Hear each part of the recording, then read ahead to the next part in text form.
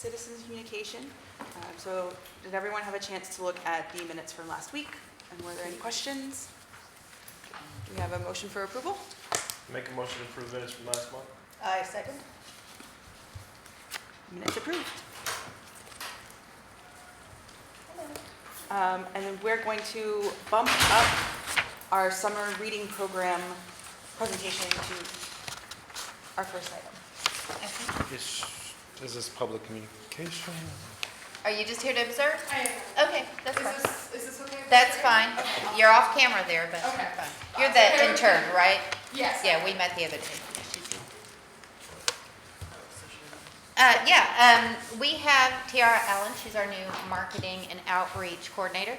She actually has a history with the library. She was a volunteer, and then she was one of our part-timers, and then she went and got her degree and came back, and now she's our marketing and outreach specialist. So she's going to give you guys an overview. Hi. So I'm just going to give you an overview of like what we've been doing leading up to the summer reading program and just what we plan on doing throughout the summer. All right. So just an overview. I'm sure you guys are familiar with our summer reading program, but we do have it going back in full force. We've got an average of 8 story times a week and 15 youth programs a week, as well as a lot of awesome adult programs. So it's going to be a lot of fun. So I kind of divided it up into 3 parts of how we're getting our message out there. And so the first one is social media marketing. So our social media marketing, I would say it includes general posts to Facebook, Instagram, and Twitter. And those posts include graphics and ads for upcoming events, as well as post-event photo posts and general awareness posts, as well as paid advertising for larger events and special events. All right, so the general goals of our social media posts are to advertise anything that we have coming up. Of course, if people don't know about it, they can't come, so we want to make sure that everybody knows.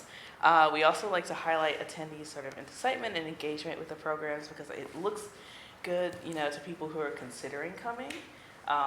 If they see the pictures of people looking excited or really engaged, they might want to come as well. So we always try to highlight pictures like that.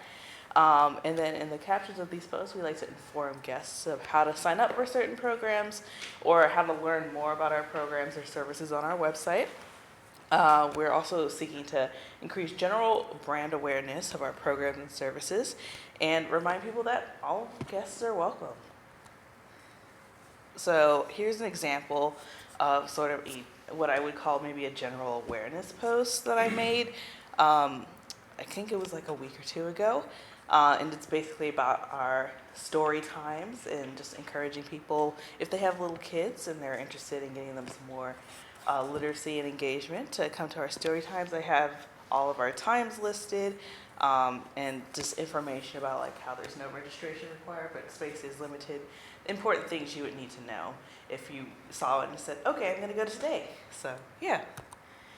And then here's another general awareness one I made. This was before the summer program kicked off, but just a graphic just to get people excited. But yeah.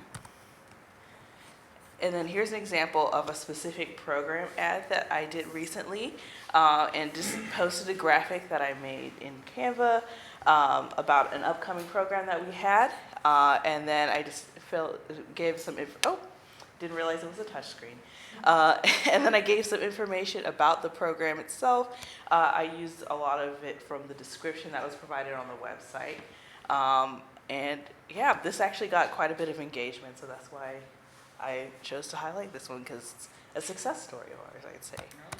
And then here's an example of a wrap-up post. Unfortunately, I wasn't able to get a way to show all the pictures, but there are about, I think there's 7 pictures in that post, and it's just pictures of our story wall kickoff. And basically people having a good time with the story wall kickoff. It shows what we did. We had a story time and singing and games before we walked the trail. So we basically discussed, what happened, what the story walk was and thank the people who helped us put the program together. I think that's really important. And then also mention upcoming programs in case you weren't able to make it. So, yeah. And then a specific one that I wanted to highlight was the MakerFest campaign. As y'all know, MakerFest is our big summer reading kickoff.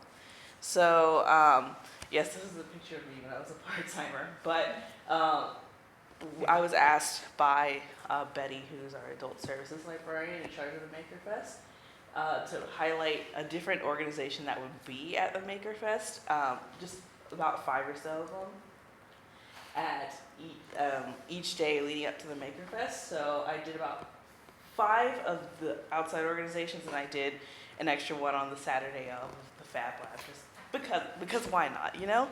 And I just described what they did and said, hey, if you want to learn more about them, you can come by MakerFest. This is when it runs, and we'd love to see you there. And yeah, MakerFest went really well, so we were very pleased. And then paid promotions is another thing that we do. So generally we only do them for special programs, or if we have a special performer. This is basically something that would be high investment. We want to make sure people come. So budget is usually suggested by the librarians a lot of times because they generally have an idea of like, oh, okay, if this has a limited number of registration, we don't want to push it so much that people see it and then they can't make it because it's already full. And we basically just boost the Facebook posts a lot of times. And we target based on location, obviously, like Pflugerville and surrounding areas, as well as demographics. So maybe I try to keep it as broad as possible, unless it's for like a family event, then I'm more specific. And then interests, like for example, I did a boosted post for MakerFest, and I made sure I selected things like people who are interested in crafts, reading, things like that. I'm open to experimenting with different paid promotions on different platforms, or maybe trying different services. And yeah. All right, so part 2, outreach. All right, so our general objectives for outreach is just to increase general brand awareness within the community, just connect with guests who maybe already use our library, but get to see us in a different light when we're out and about, increase awareness and interest in our summer programming, especially, as well as connect with communities that don't always use our library. And sometimes if we do have our laptop up and running, we can sign up potential guests for cards on the spot. So, yeah. So some previous outreach events that we did, I went to a Career on Wheels event at Northwest Elementary School, and it was sort of a career day for elementary school, and we handed out swag, and there's another organization that handing out books, and we kind of came together. We saw about 174 kids through that. We also went to the Central Texas Seniors Conference and just showed our senior programming, and that saw about 82 people. We went to the State of the City, which is great. We didn't see a ton of people, but I made a lot of great connections and made a lot of great connections with the community. We had a rain date for an April event called Day of the Child at Harmony Science Academy, and that saw about 67 people. And then Avance had a big end of year of school event and at River Oaks Elementary, and that saw quite a few people because there are a lot of large families, and we saw about 300 people there. So here are some things that we have coming up for our outreach. We've got our Juneteenth celebration on Sunday that I'll be attending. And then there's going to be story times at the Reserve at the West Creek and Black Hawk. And one of our children's librarians is going to be going and giving that. As well as a group of ESL students from PFISD is going to come over, and we're going to give them a tour. That's going to be later this month.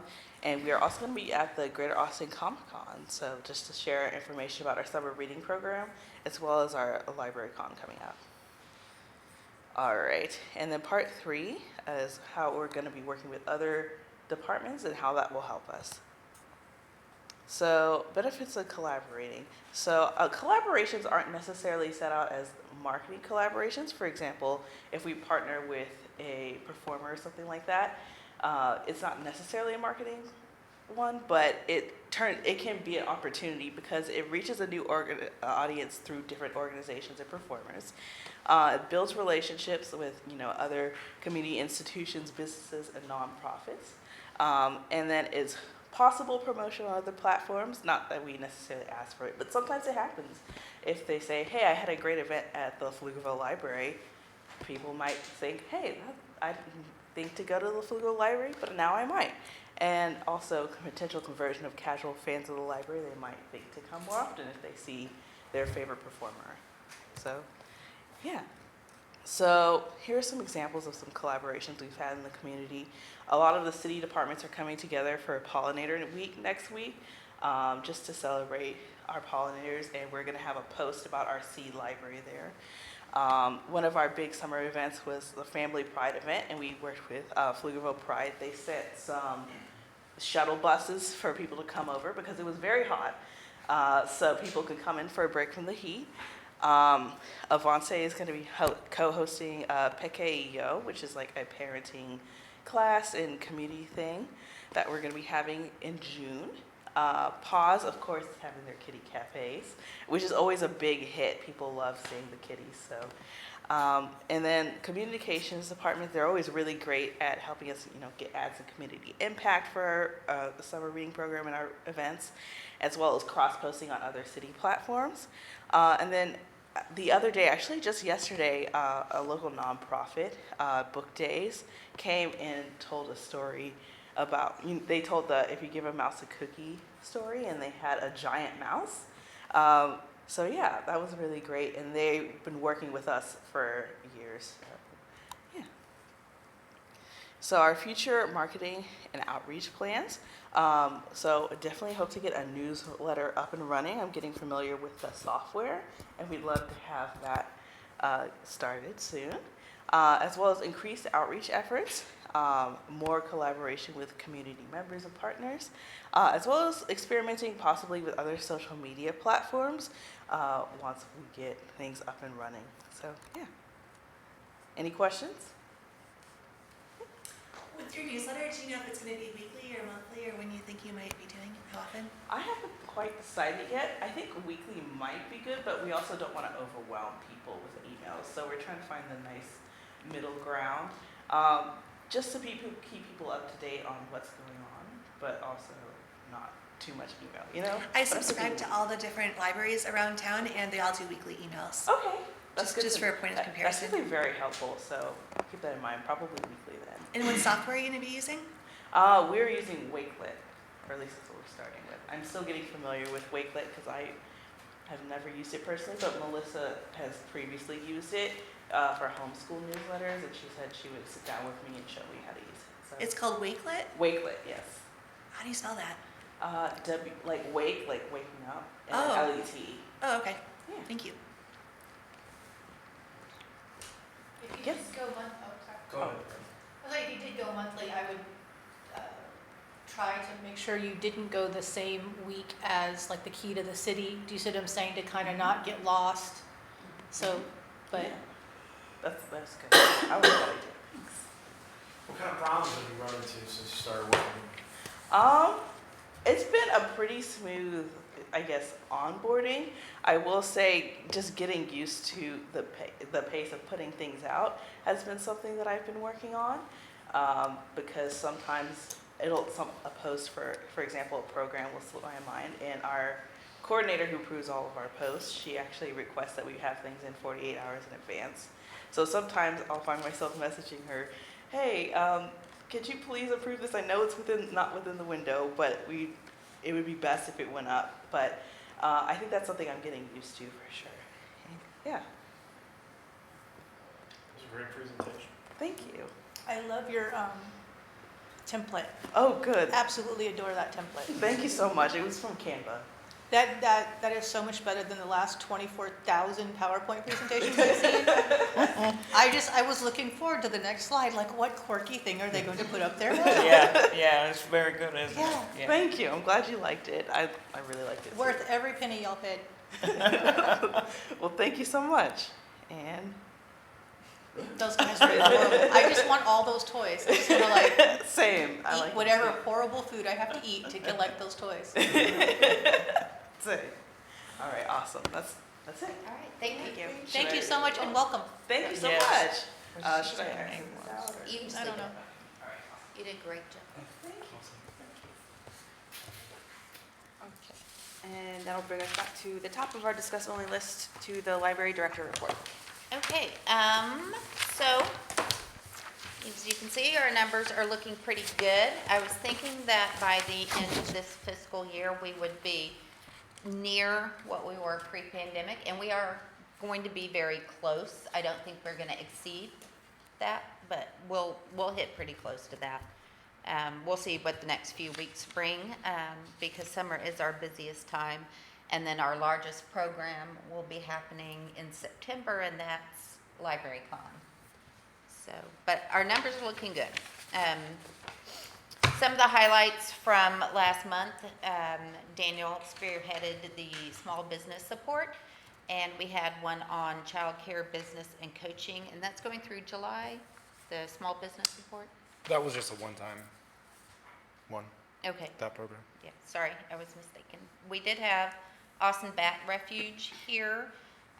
We did not get to hold the bats, but they did a presentation on peaceful coexistence with bats, and how they're very beneficial because they eat all the bugs that we hate during the summertime. We had one Mental Health 101 with NAMI Central Texas program. We're trying to work some more mental health programs in throughout the year. So this is the second one that we've done this year. We did one on homeless teens also. And we had Balloon Magic with Bobby Cordell. That was May. I'm sorry, I think I said June, but that was all May stuff. June stuff is still happening, and you'll get that update next month. I have a question. Uh-huh. Did I see in community impacts that Daniel's going to be doing a presentation with the during is it there's a Chamber of Commerce, Pflugerville? Yeah, he I actually that. did that yesterday. Oh, yesterday. How'd that go? It went really well. Okay. Yeah, I just talked about our small business support, our electronic resources, the workshops we've been doing, the physical space of the library. And it was really good. After I did it, about 10 or 15 people came up and we exchanged business cards and made some connections. So, Fantastic. yeah, it was really worthwhile. Okay. Any other questions on the report? If not, that takes us to the report on the Friends of the Library activities. Okay, so the Friends of the Library had a very successful book sale. They are doing them quarterly, so the next one will be in July, I want to say. Pretty sure it's July. A few of the book sales that they're doing, they're going to have an extra day, so it'll open on a Thursday, and then we leave it up through that Sunday. Some of them will be beginning on a Friday and be left up through that Sunday, simply for space needs. We didn't have the space for them to do an extra day every single time, but they are booked out through next year for their quarterly sales, and they're doing very well with that. And they continue to support our library programs. They donated money for the Pflugerville Pride book giveaway, as well as quite a bit of money to the summer reading program. So we love our friends. Any questions on the Friends? And next are the discuss review proposed library-related bills. Okay, so good news.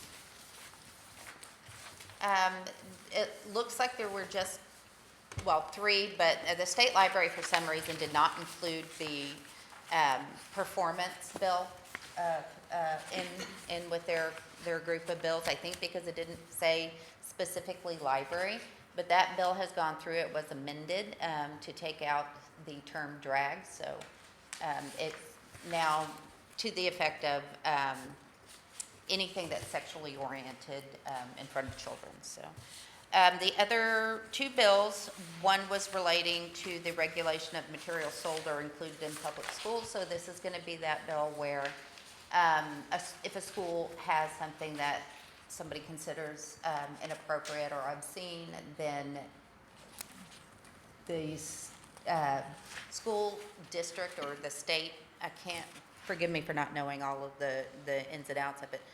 Essentially, they would not be able to buy from that vendor again, and no school in Texas would be able to buy from that vendor again. And that goes along with the rating system, I think, that publishers are going to have to do now.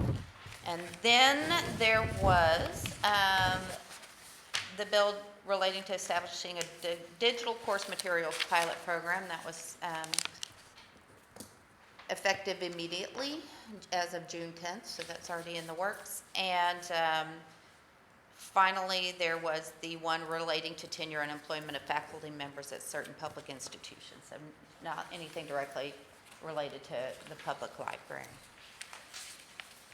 So I did attend the legislative wrap-up from the state library, and then I also had a follow-up chat with the person who was presenting it to make sure that I understood that those other bills died and they're not going to be brought back even in special session. So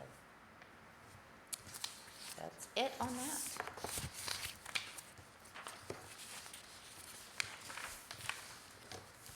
Any questions? Okay. So now we're discussing, consider preparing for the student liaison recruitment. Sophie at the last meeting said he would be unable to continue during the summer. He may be able to come back in the fall, he's not sure yet. So again, retaining student liaisons in the summertime is always a problem.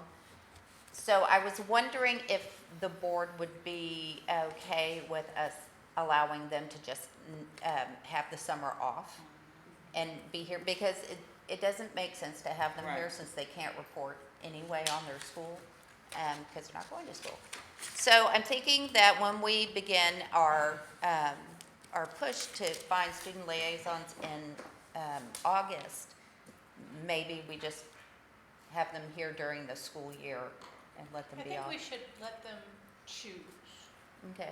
Because That's some of good, them, I know yeah. that, I literally had a little less to do during the summer. Even with work, it was at least just work and not work and school. So it might be easier for some people depending on how their worlds work, but. Okay. Historically, have the student liaisons had a lot to say? Because I noticed a lot of times there wasn't really much of an update from the school library. And so like historically, have there been more meaty reports? Yeah, it depended a lot on the student. Right. We had some students that were really into it, and they would give a lengthy report, and we had others that basically had no report Okay. ever. Carson, And if they Carson. could. big yeah, report. Yeah. You always had to- If they could, it'd be interesting if we could come up with, not to George this, but if they could come up with something a bit more for them to do, rather than just report on their library, report on like marketing ideas. Hey, you're a young person, how would you like to be marketed to? So round it out more. Yeah, maybe because we if need you- a if you report corner- template yeah. for them. Well, Yeah, I it's a mean, teenager perhaps, perspective. just generally tell them, as a teenager, give me your input, full stop, and try that, and see, and we might have to corral somebody here and there. But, I don't know, I'm more to opening it and giving them more options rather than saying, okay, all they do is their own library, which is closed during the summer, so let's kind of leave them out. Give them an option to do different things. What do Okay. you think you should see here? When you walked into the library, what was your impression? Because I'm not going to understand that at my age. Technology, I think a lot of it would speak to her in particular. How do you want to be marketed to? How do you want to know about what activities do you want? Good idea. I think we should have possibly just have like a senior liaison, have, you know what I mean, possibly liaisons from other demographics, I guess Yeah. you'd say. That's interesting. Did the position get created because the school librarian was hard to get a hold of, or is it just more of to give the student an opportunity to see government? It is, to my understanding, it was created way, way before I was ever here. And the Parks Department has a liaison too, I think. And it was created to give kids sort of a window into government. And they now have the, what is it called? The mayor's, YAC, Youth Advisory That thing, Council, yeah. yeah. So, but yeah, I think, so are you guys amenable to, over the next couple months, coming up with more substance, I guess, for our teen liaisons? And then we can redo the application and have more information on what our expectations are. I absolutely am. Okay. If anybody wants to throw something at a wall a bit, I'll happily edit it into the format that could be useful, with Okay. deferring to her with, how she thinks it should be put out there. Sounds Okay. good. We can definitely do that. And, so exciting, it's almost 5-year plan time. I'm sorry. With expanding what we're going to be asking of our liaisons to be a little bit beyond just what is your school doing, is that a position that has traditionally been open to some of our homeschool students? Or Yes, actually, one of our liaisons who was a homeschool student was one of the ones that gave lengthy reports. Yes, absolutely. We miss her, but she's a grown person now. What But is yes, we do open it up to charter schools, to homeschoolers. Yeah, we should hit up Harmony. So the person who was the homeschooler, how did they report if they didn't have a library? They went to they were on TAG, our Teen Advisory Council or group, and they also went to the homeschool events here at the library and meetings, the homeschool meetings. And help to develop Yeah, some of the programs. yeah. This particular person was really into it Okay. as far as programming and activities, and I think it influenced the other two representatives from the other high schools, plus me being HR, and they volunteered for a board. If it was no more than just a learning experience, it will help them and when they define their experience. For sure. So even if all they did was just observe, they still were going to learn. And the fact on their resume they had school liaison, whatever city library board. If I was reading it, it's impressive. Okay. Yeah, I really think that we empower them. Yes. Give them, Yes. frankly, give them enough rope to hang themselves. Just go, have fun, do whatever you want. And the downside is we say, okay, that's your 15 minutes are up. I think that's a great problem to have. Okay. So for the July and August meeting, we'll continue our discussion, sort of framing out our student liaison, and not just student, could be senior liaisons too. I love that idea. Maybe she could put something about, once we figured this out a little further, but to really hit for Harmony, and we could even do Idea? that. Yeah, and then isn't there like a premier, it's like a GED school or something by where I get my dog groomed? There's a ton. I don't know. Yeah, there's a lot. It's an online high school. So, Yeah. I mean, anything, Yeah. right? The more the merrier. Yeah. And we'll enlist TR's help to market it to the surrounding areas and the teens. Cool. The next thing coming up over the next couple of months, and we don't have to start it actually until August, is the 5-year plan. So that will be here shortly. So it's due in December. 20 years I had to do one. Where I worked. Right, that's all I had on our student liaison. After you get it. Are there any other comments on that? Okay, then is there a motion to adjourn? There is a motion to adjourn. And a second? A second. Meeting is adjourned at 6:29. Thank you, guys.